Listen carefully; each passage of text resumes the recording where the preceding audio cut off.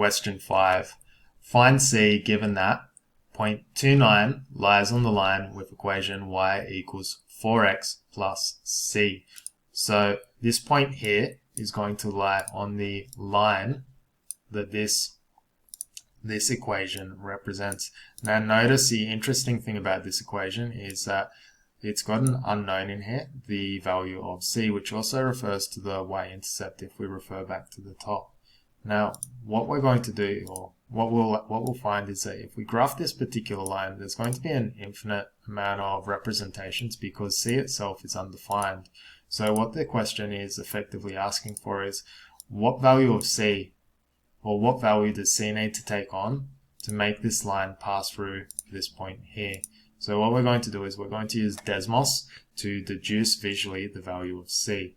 Now bringing up Desmos, I'm going to input the equation y equals 4x plus c.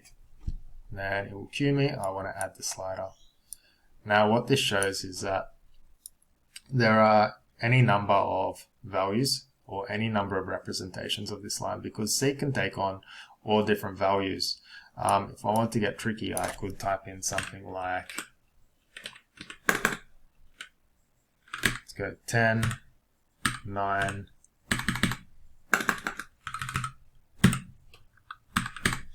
and we'd have a lot of lines. So what you can see is depending on the value of c will determine what the line actually looks like.